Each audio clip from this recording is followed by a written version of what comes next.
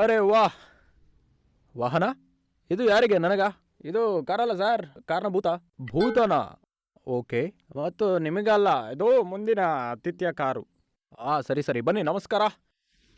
ಇವತ್ತಿನ ಬಡ್ತಿ ಕಾ ನಾಮ್ ಗಾಡಿ ಶೋಗೆ ನಿಮ್ಮೆಲ್ಲರಿಗೂ ಸ್ವಾಗತ. ದೆವ್ವದ ಮಾತುಗಳಲ್ಲಿ ಅಪಘಾತದ ಕತೆ.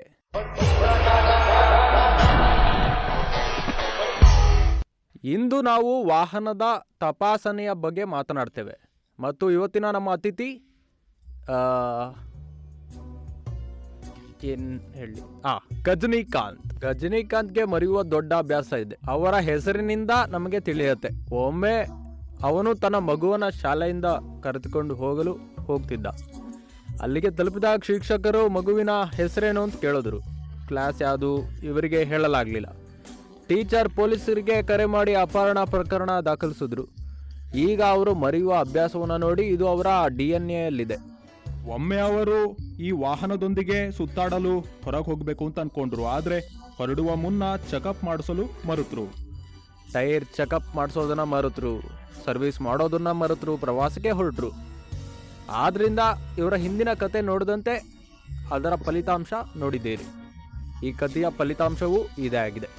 ಹಾಗಾದರೆ ಬನ್ನಿ ಅವರ ಮಾತುಗಳಿಂದ ಅವರ ಕಥೆಯನ್ನ ಕೇಳೋಣ. ಗಜನಿಕಾಂತ್ ಅವರೇ,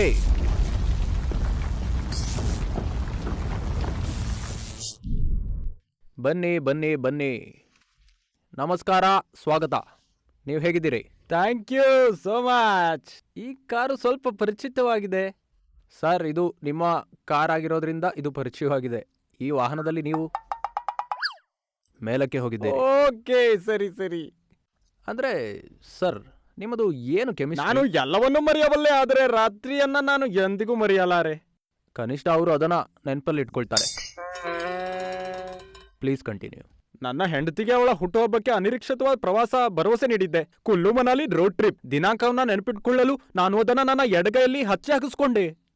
ವಾಹ್ ವಾಹ್, ಅದ್ಭುತ ಅದ್ಭುತ. ಏನು ಹೇಳಿದೆ, ಇದಕ್ಕೆ ಹೇಳ್ತಾರೆ ಪ್ರೀತಿ. ಅವಳ ಉಡುಗೊರೆಯನ್ನ ಖರೀದಿಸಿ 2 ವಾರ ಮುಂಚಿತವಾಗಿ ಕಾರಿನಲ್ಲಿ ಇರಿಸಿದ್ದೆ. ಆದ್ರೆ ನಾನು ಪ್ರಯಾಣದ ಮೊದಲು ವಾಹನದ ತಪಾಸಣೆ ಮಾಡುವುದನ್ನ ಮರೆತಿದ್ದೆ. ಟೈರ್ ಪ್ರೆಷರ್ ಚೆಕಪ್ ಮಾಡಿಸೋದು ಮರೆತಿದ್ದೆ. Tyre checkup? ಹೌದು, ಟೈರ್ ಕೂಡ ನನ್ನಂತೆ ಸ್ವಲ್ಪ ಬೋಳು ಆಗತೊಡಗಿತ್ತು. ಚೇಂಜ್ ಮಾಡಿಸ್ಬೇಕಿತ್ತು. ಟೈರ್ ಕೂಡ ಸ್ವಲ್ಪ ಸುಸ್ತಾಗಿದ್ವು. ಮತ್ತು ನಾವು ಇನ್ನೊಂದು ವಿಷಯ ಮರೆತೆವು. ಏನು? Seat belt. ಅಲ್ಲ, ಅದನ್ನ ಹೆಂಡತಿ ನೆನಪಿಸಿದ್ಲು. ಮತ್ತೇನು? ನಮ್ಮ ಕಾರಿನ ಸೀಟ್ ಬೆಲ್ಟ್ ಹಿಡಿಯುತ್ತಿತ್ತು. ಏಕೆಂದ್ರೆ ನಾವು ಅದನ್ನ ಉಳಿತಾಯಕ್ಕಾಗಿ ಕಳಪೆ ಗುಣಮಟ್ಟದನ್ನ ತರಿಸಿದ್ವು. ಓಹೋ, ಸರಿ. ಹಾಗಾಗಿ 3-4 ಬಾರಿ ಉಪಯೋಗ ಮಾಡುವಲ್ಲಿ ಮುರಿದು ಬಿದ್ದಿತ್ತು. ದಂಡವನ್ನ ತಪ್ಪಿಸಲು ಮತ್ತು ಟ್ರಾಫಿಕ್ ಪೊಲೀಸರಿಗೆ ತೋರ್ಸೋಕೆ ನಾನು ಸೀಟ್ ಬೆಲ್ಟ್ ಧರಿಸ್ತಿದ್ದೆ. ನೋಡಿದಿರಾ, ಇದು ಸಂಪೂರ್ಣವಾಗಿ ಇತರನ ಮೂರ್ಖರನ್ನಾಗಿಸುವ ಒಂದು ವಿಷಯ. ಆದರೆ ಇನ್ನೊಬ್ರು ಮೋಸ ಹೋಗೋದಿಲ್ಲ, ಅವರೇ ಮೂರ್ಖರಾಗ್ತಾರೆ.